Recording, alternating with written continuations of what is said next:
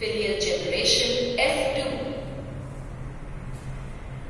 The F2 generation obtained by self-pollination of F1 plants exhibits plants with different genotypes.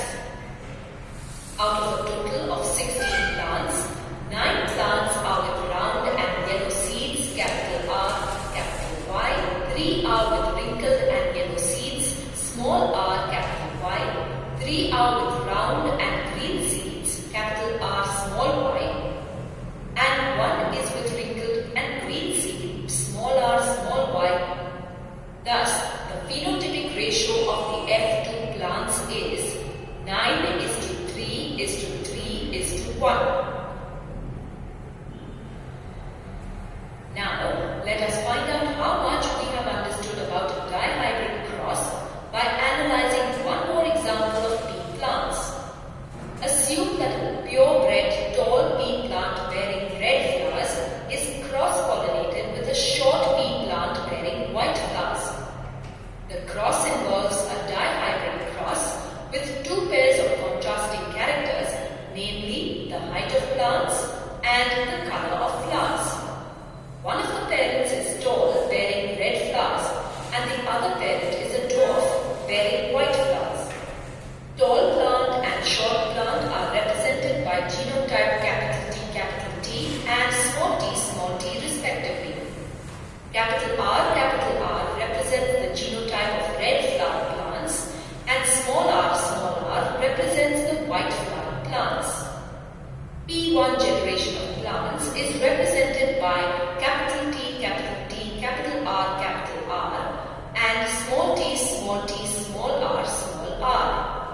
These 2 parental plants are then cross-pollinated, that is, capital T, capital R, cross, small t, small r.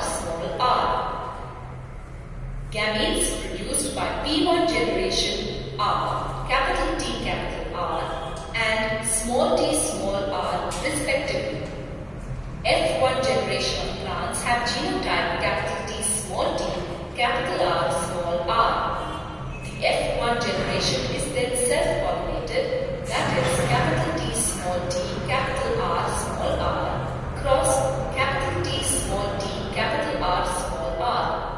F1 generation of plants produce 4 types of gametes each, capital T, capital R, small t, capital R, capital T, small r, and small t, small r. Let us now calculate the number of F2 progeny with the help of Punnett square. The phenotypic ratio obtained from the cross is 9:3:3:1. That is, 9 tall red plants is to 3 tall white plants is to 3 short red plants is to 1 short white plant. The genotypic ratio obtained is 1:2:4:2:1:2:1. 1 capital T, capital R.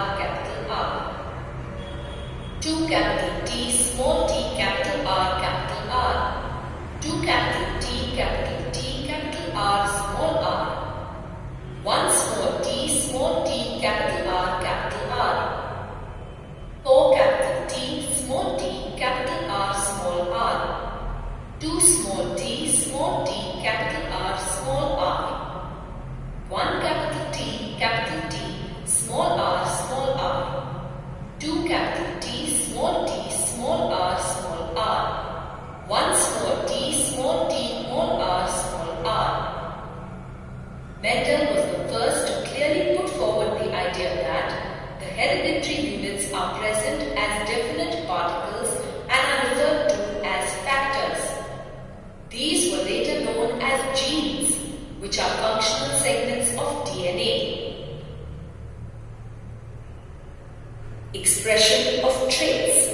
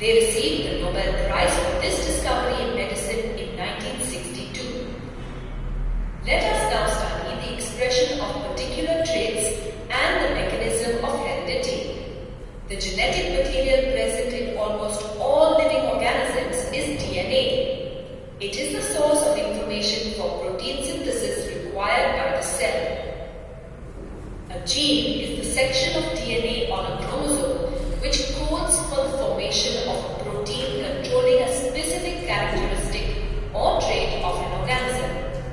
We will understand this with the help of a trait, for example, tallness in plants. The plants contain hormones which control the growth of plants. The increase in height of plants depends on the amount of growth hormones produced by the plant. The amount of hormone produced by a plant, in turn, depends on the efficiency of the enzyme. Efficient enzymes allow hormones to be produced in greater quantity. Hence, the plants gain height and they appear tall. Now, if the gene coding for the enzyme is expressed to a greater extent, then the enzyme produced will be in larger amounts. The greater the amount of enzyme, the more efficient will be the reaction producing the hormone. Eventually, more the hormones, more will be its effect in the growth of plants into tall trees. If the enzymes involved in the process of hormone production are less efficient, then less quantity of growth hormone will be produced. That is why the plants do not grow and appear stunted. The Mendelian experiment suggests that during sexual reproduction, fusion of gametes takes place. Each parent of the parental generation, P1 generation, contributes equally a copy of the same gene to the DNA of the progeny. Each pea plant thus has two sets of every gene called alleles, one received from the male parent and the other from the female parent. But each gamete, however, has only one gene set. Let us now understand the mechanism by which the germ cells make a single set of genes from the two sets received from the parents. In a dihybrid cross, if the progeny inherited only one gene set from each parent, then two traits in the Mendel's experiment, namely shape and color of the seed, would coexist. For example, capital R and capital Y would be joined and could not be inherited independently. But this does not happen, as the DNA in the nucleus is not present as a single long thread, but as separate independent pieces called chromosomes. In human beings, there are 46 chromosomes or 23 pairs of chromosomes, one from each parent. During gamete formation, the gamete takes one chromosome from each pair. When two such gametes having a single set of genes combine together, they restore the normal diploid number of chromosomes in the progeny. This is the mechanism of inheritance of traits. The results of Mendel's experiments can be explained by this mechanism. In higher organisms, individuals of both male and female sex are involved during sexual reproduction to produce a new individual. How is the sex of the new individual determined? Let us study this. Sex determination. In higher organisms, sexes are separate. Male and female sexes are involved in the sexual reproduction. There are various factors which contribute to the determination of sex of an individual. Some environmental parameters besides genetic factors also influence this determination. Let us understand these factors of sex determination. In most of the organisms, genetic or chromosomal mechanisms are mainly responsible for the determination of sex of an individual.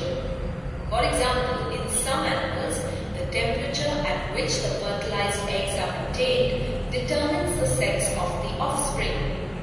Do human beings also show a similar mechanism of sex determination? Let us explore this further. How is sex determined in human beings?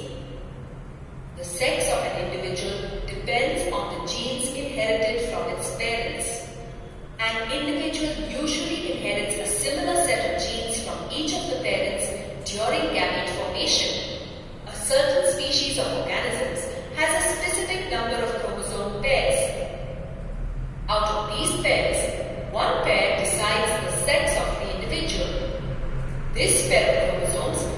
referred to as sex chromosomes.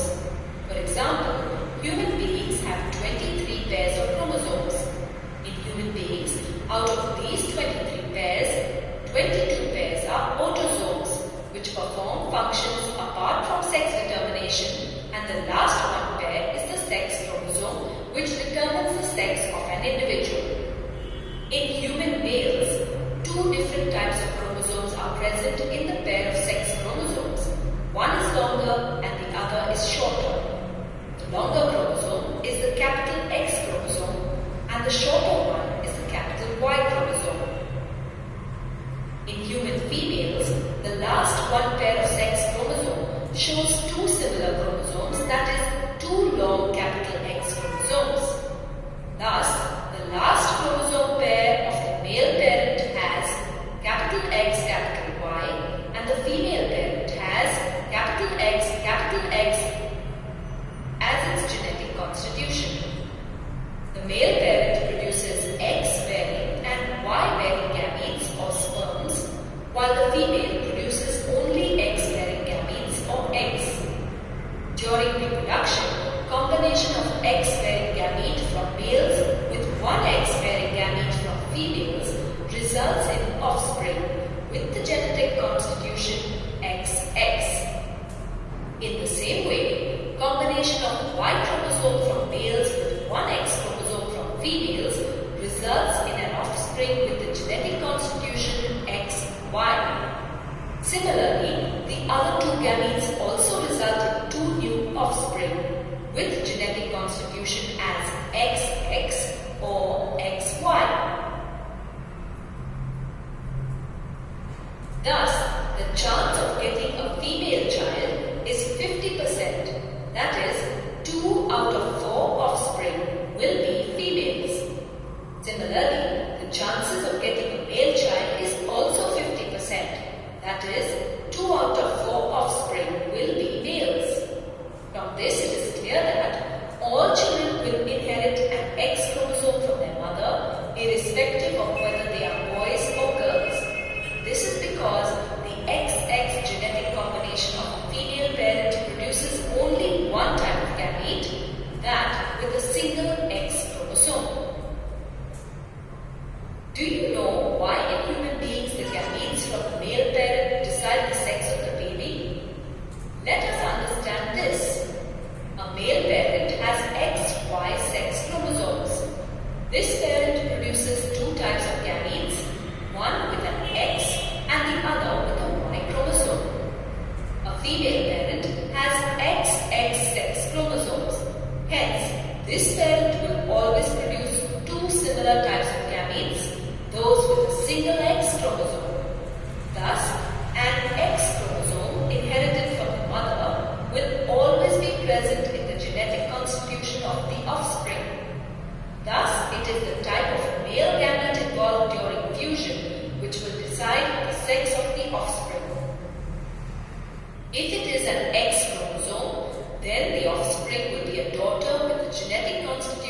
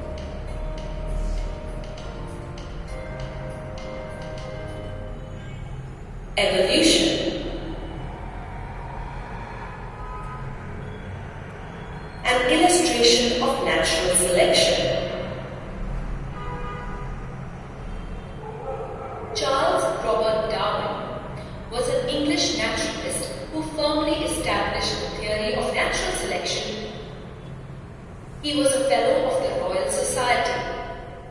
He established the fact that all species of life have descended from common ancestors. He proposed that the new species came into existence by a process called natural selection. As a result of careful study and observations of many years, he proposed his own theory of evolution and published it in a book called The Origin of Species in the year 1859. The scientific community began to accept evolution as a fact, and natural selection was considered to be the basic mechanism of evolution. The Darwin's theory is a unifying theory of life science and explains diversity of life. Let us now study Darwin's theory of natural selection. Darwin's theory of natural selection. Darwin assimilated and analyzed the observations of his data and suggested that only those who are fit for the changing environment have the right to survive. The organisms which are unfit are eliminated and ultimately die. The fit species reproduce. The essential variations in the characteristics are passed on from one generation to the next. These variations make them fit to survive in the constantly changing environment. The process of selection of characteristics that contributes to the fitness of survival of organisms was called natural selection by Darwin. There are differences observed even in individuals of the same species. Some individuals have certain factors or traits in more abundance than other individuals. If these factors are essential for the survival of that organism, then those possessing them can survive, while those which lack these necessary factors die eventually in the struggle for existence. Again, there is a possibility that the beneficial or useful factors appear only in a few individuals of the next generation. These few individuals will ultimately survive in the long run. This process continues with the elimination of some unfit organisms generation after generation. So, after several generations, the number of individuals better adapted to their surroundings with all the essential factors will always be more than the previous generation. This process is referred to as natural selection. The individuals having better characteristics suited for adaptation will survive. The desired characters which are transmitted to the offspring are those which are selected by nature. The selection by nature is not deliberate but natural and depends on the ability of successful adaptation for growth and reproduction in a given environment. Let us understand natural selection with the help of an example of industrial melanism as observed in moths in England. Moths basically serve as food for birds. Generally, moths are found in two different colors, black or melanized moths and grey or light-colored moths. These moths live on the tree trunks. The tree trunks in the Birmingham area had the growth of algae and fungi, and thus the bark appeared grey in color. The grey or light-colored moths were better protected because the background was light and the organisms were camouflaged and were not falling an easy prey to the birds. The black moths, however, were easily noticed by the birds and they were consumed by them as food. Their number was less due to predation as compared to light-colored moths. Later, at the beginning of the 20th century, due to rapid industrialization events, there was a steep rise in the level of pollution. Because of the smoke and deposition of soot, the light background eventually became dark. Due to increased level of pollution, growth of algae and fungi on the tree barks was stunted. Now, the dark moths were protected, while the light-colored moths were easily noticed and fell prey to the predators. In the area surrounding Birmingham nowadays, we often notice black moths in greater numbers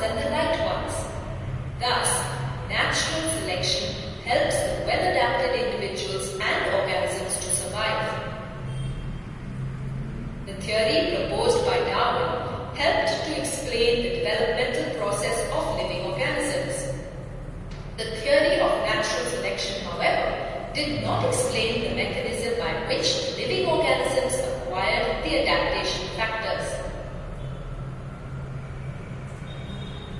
Let us study inherited and acquired traits. Inherited and acquired traits. Inherited traits. The traits or characteristics of an organism which occur due to a change in its genes or DNA are called inherited traits. They are passed on from one generation to another. Let us understand this concept with the help of an example. Assume that there is a population of red beetles in the green bushes. Suppose a color variation arises during the process of reproduction, as a result of which one of the beetles produced is green in color. This change in color has been brought about by the change in the genes of the reproductive cells of the beetle. The green color of the beetle is thus an inherited trait which can be passed on to the next generations. There will definitely be one red progeny in the successive generations of the beetles. The change in the color of the beetles from red to green is a result of evolution, since it helps in the survival of the beetle within the green bushes. Let us now understand the concept of acquired traits. Acquired traits. A trait or characteristic which develops in response to the environment and cannot be inherited is called an acquired trait. Let us understand this concept with the help of an example. Assume that a beetle does not obtain sufficient food due to unfavorable conditions. As a result, due to starvation, its weight may get reduced. There is a change in the normal body cells of the beetle, but no change occurs in the genes present in the reproductive cells of the beetles. Since there is no change in the genetic composition of the beetle, this trait cannot be inherited by its offspring. Thus, low weight is an acquired trait of the beetle. It will not be passed on to the future generations. Further, if some generations of the beetles are low in body weight, it is not because the trait has been passed on to these generations. It would be purely due to the absence of sufficient food. Whenever sufficient food is available, the trait of low weight would disappear and the beetles would become healthy again.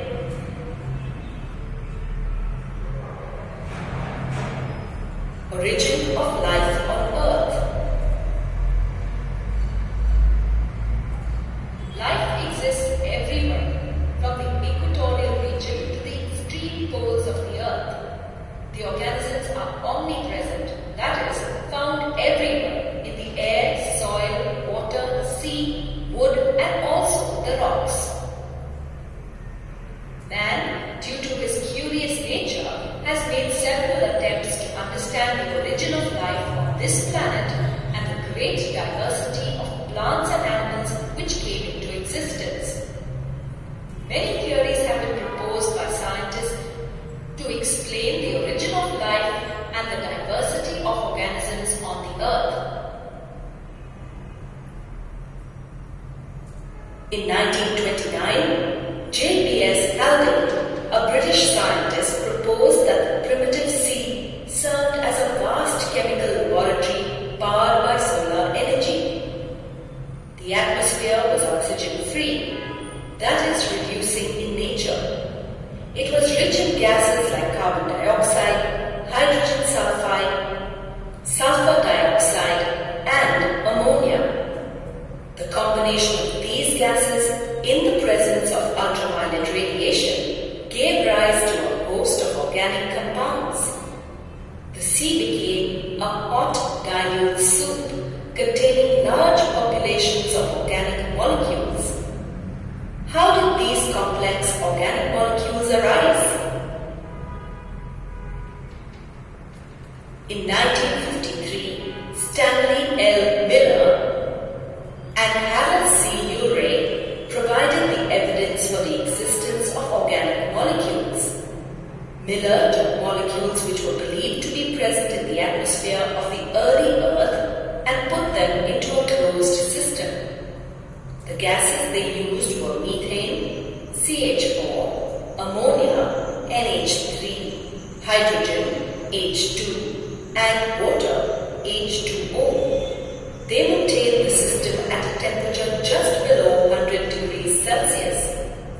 They ran a continuous electric current through the system to simulate lightning storms.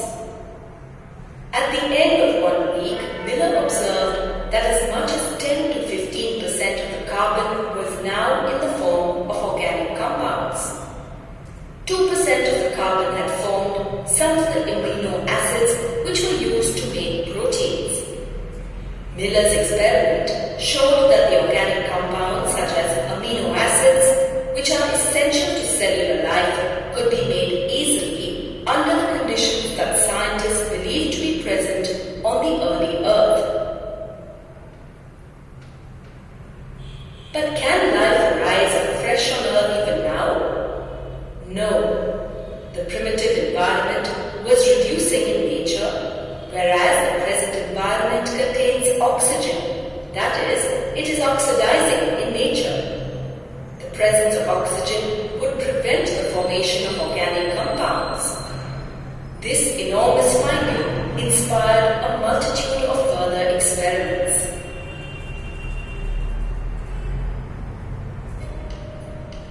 Let's do a quick check.